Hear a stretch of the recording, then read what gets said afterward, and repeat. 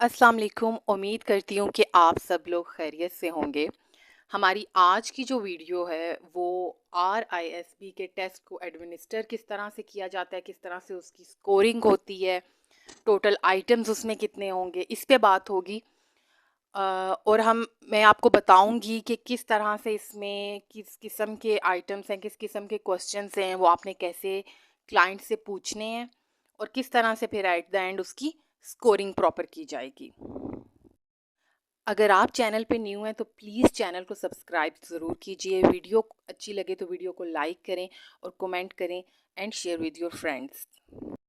जी, तो RISB यानी rotten incomplete sentence blank, ये जो टेस्ट है ये किसी भी क्लाइंट को आप तब देंगे जो कि सेंटेंस कंप्लीशन का ये प्रॉपर एक टेस्ट है जिसमें इनकम्प्लीट सेंटेंस जो हैं वो मौजूद होंगे।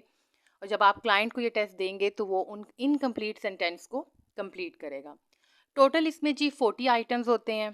और ये मेजर क्या करता है, ये हिडन स्ट्रेसर्स को मेजर करता है, क्लाइंट के जो इनकॉन्शियसनेस होता है उसको रिवील करता है।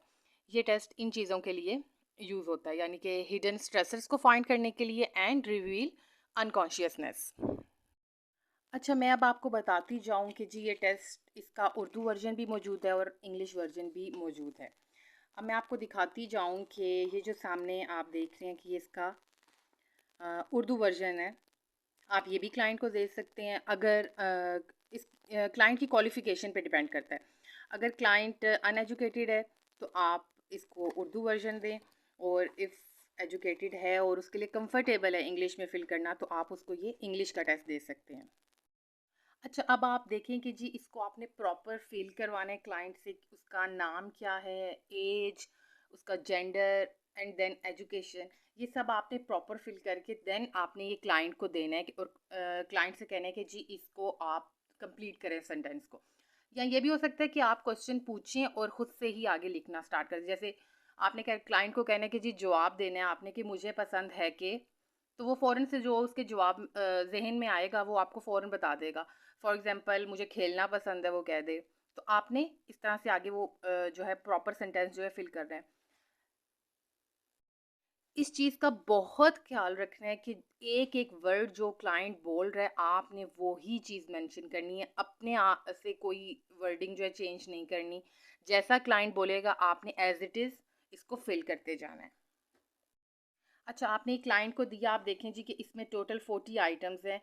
जैसे ही 40 आइटम्स जो हैं वो कंप्लीट हो जाते हैं उसके बाद आपने क्लाइंट से ये टेस्ट ले लेना है। यानी अब क्लाइंट का जो काम था वो पूरा हुआ, उसने जो भी अ, जिस तरह से भी इस टेस्ट को परफॉर्म करना था, उसको कैसे फिल करना था इनकम्प्लीट सेंटेंस, उसे जैसे ठीक लगा उसने वैसे उन 40 जो आइटम्स हैं इनको फिल कर दिया।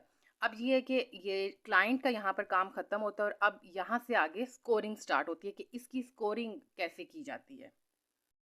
अच्छा जी, स्कोरिंग के लिए इस टेस्ट की 3 स्टेट्स हैं। इसका फुल जो आप कहेंगे कि किस तरह से एडमिनिस्टर करना है, एक बुकलेट भी आता है आपके पास, अगर वो मौजूद है तो ये तो वेल एंड गुड, आप उससे इजीली पढ़ सकते हैं कि किस तरह से फिल करना है, कौन से रिस्पॉन्स को किस तरह से आपने आगे उसको एनालाइज करना है।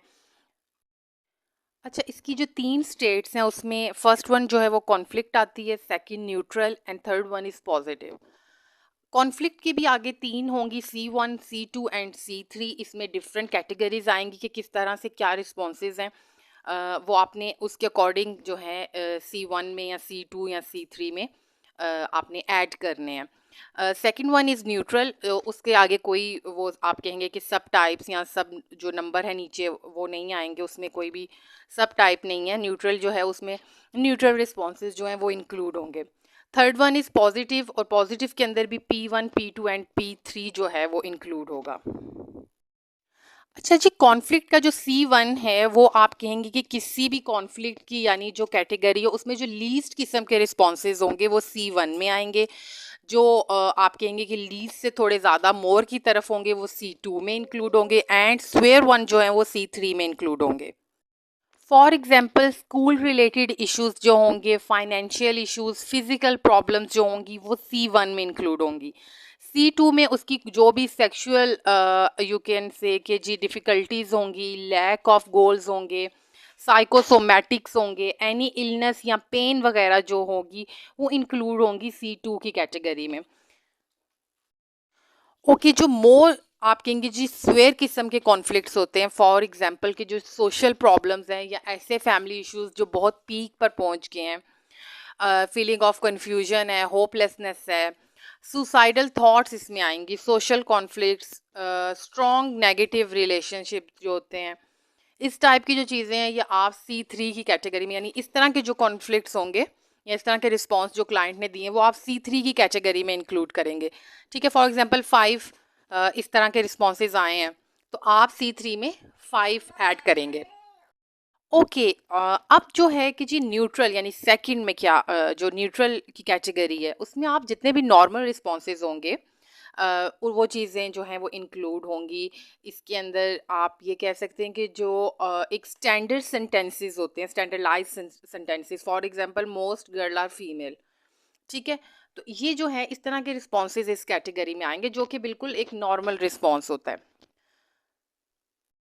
अच्छा जी, पॉजिटिव रिस्पॉन्सेज की कैटेगरी में जो P1 है उसमें आप देखेंगे कि अगर क्लाइंट इस तरह की पॉजिटिविटी शो कर रहा है, फॉर एग्जांपल वो अपनी हॉबीज़ के बारे में बता रहा है, पीपल जो उसे लोग सपोर्ट करते हैं उस चीज़ के बारे में बता रहा है, अपनी इंटरेस्ट किस चीज़ों में है वो बता रहा है, लव टूवर्ड्स समवन ये चीज़ें बता रहा है, तो ये P1 की कैटेगरी में आएगा। P2 की कैटेगरी में आएगा कि जी वो उसके फैमिली रिलेशंस जो हैं वो बड़े अच्छे चल रहे हैं, हेल्दी रिलेशंस चल रहे हैं, तो वो जो ये जो चीज़ें हैं यानी उसका जो सोशल नेटवर्क है वो अच्छा है, सोशल इंटरेक्शन अच्छा है, तो ये सब पॉजिटिव रिस्पॉन्सेज जो होंगे ये P2 की कैटेगरी में आएंगे। P3 की कैटेगरी में ये आएगा जी कि जो बहुत ही हद तक आप कहेंगे ना कि बहुत ही पॉजिटिविटी एंड आप ये कहो कि यूनिवर्सल ट्रूथ मान रहे हैं जो चीज़ें, बहुत ही कूल रिस्पॉन्सेज, वो जी P3 की कैटेगरी में आएंगे।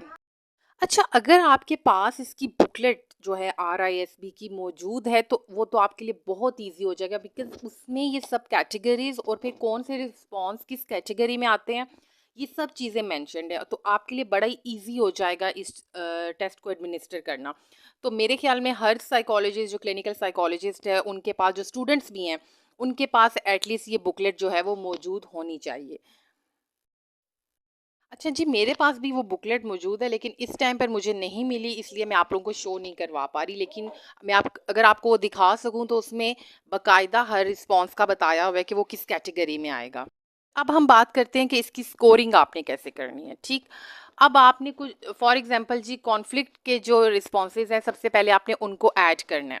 अब C1 के जो कैटेगरी है उसके अंदर कितने रिस्पॉन्सेज आए हैं,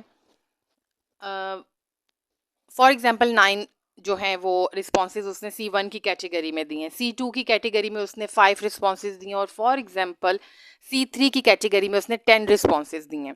अच्छा, अब यहाँ पर इसकी स्कोरिंग के लिए जो है बड़ी इंपॉर्टेंट चीज़ जो मैं बताने जा रही हूँ वो ये है कि एक स्टैंडर्ड नंबर हैं जिनके साथ आपने C1 को मल्टीप्लाई करना है, C2 को, C3 को, इसी तरह से पॉजिटिव के भी P1 P2 को आपने मल्टीप्लाई करना है, यानी कि एक स्टैंडर्ड जो है वो नंबर है, वो स्टैंडर्ड नंबर आपको पता होना चाहिए। वो भी उस बुकलेट में मौजूद है लेकिन मैं आपको यहाँ पर बताती जाती हूँ कि C1 के लिए स्टैंडर्ड नंबर क्या है जिससे आपने उसके टोटल को मल्टीप्लाई करना है, एंड वर्ड्स फॉर C2। अच्छा जी, C1 के आपने जितने भी उसके रिस्पॉन्सेज आएंगे उसको मल्टीप्लाई करना है 4 से, C2 के रिस्पॉन्सेज को आपने मल्टीप्लाई करना है 5 से, एंड C3 के जितने रिस्पॉन्सेज होंगे उसको मल्टीप्लाई करना है आपने 6 से। अब उनसे मल्टीप्लाई कर करके जो आपके पास 3 आंसर्स आएंगे आपने उन तीनों को सम अप करना है, ऐड करना है उन तीनों रिस्पॉन्सेज को, और जो टोटल आएगा वो आपके पास सी की जो आप सी का रिस्पॉन्स कहेंगे वो आ जाएगा। इसकी मैं एक छोटी सी एग्जांपल देती जाती हूँ जी कि फॉर एग्जांपल C1 के जो टोटल स्कोर्स थे वो 9 है जी। तो मैंने कहा ये आपको मैं करके दिखाती हूँ ताकि आपको इजीली पता चल जाए कि कैसे करना है।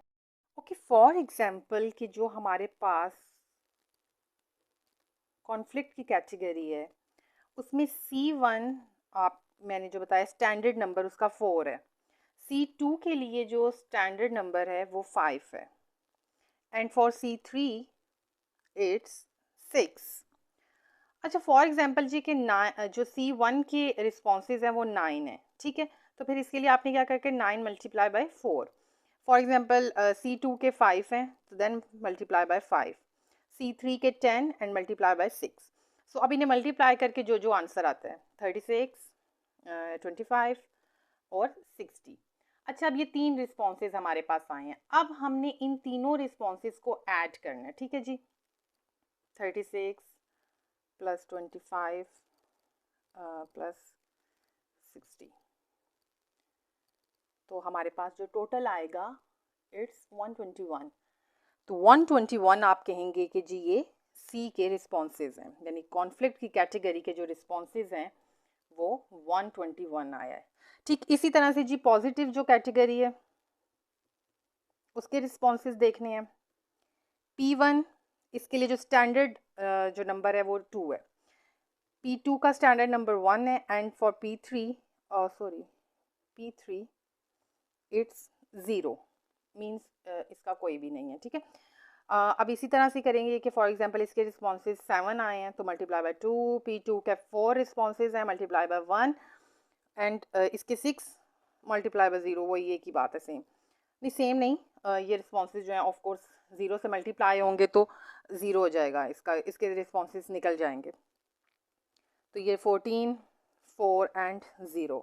अब इनको ऐड करना है बिल्कुल उसी तरह से, तो इट्स 18 जो कि आप कहेंगे कि पी के रिस्पॉन्सेज हैं, 18 पी के रिस्पॉन्सेज आएंगे। इसी तरह से जी जो थर्ड कैटेगरी थी न्यूट्रल की, यानी एन के लिए जो स्टैंडर्ड नंबर है वो है 3, ठीक। फॉर एग्जांपल 12 न्यूट्रल रिस्पॉन्सेज थे, इनको मल्टीप्लाई बाय 3 किया तो हमारे पास आ गया जी 36। तो ये हमारे पास एन के रिस्पॉन्सेज जो हैं वो आ गए हैं। अब आप यहाँ पर बेशक लिख भी लें कि जी सी के रिस्पॉन्सेज 121 थे, पी के रिस्पॉन्सेज थे 18 एंड एन के रिस्पॉन्सेज थे 36। इन सब को आपने प्लस करना है तो आपके पास टोटल क्या आ रहा है 175। तो आपका जो क्लाइंट का स्कोर आया है जी वो है 175 क्लाइंट का स्कोर आया है।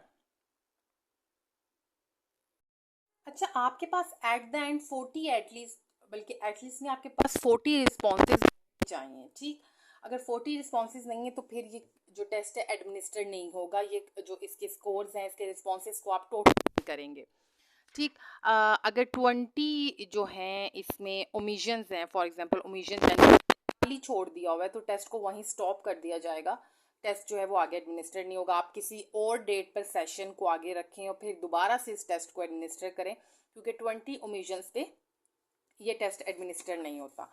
अच्छा, जिसका कट ऑफ आपको मैं बताती जाऊँ, इस टेस्ट का कट ऑफ 135 है, means less than 135 then individual जो है वो सोशली एडजस्ट है, लेकिन मोर देन 135 है तो इस मीन के मेल एडजस्टमेंट जो हैं वो क्लाइंट में मौजूद हैं।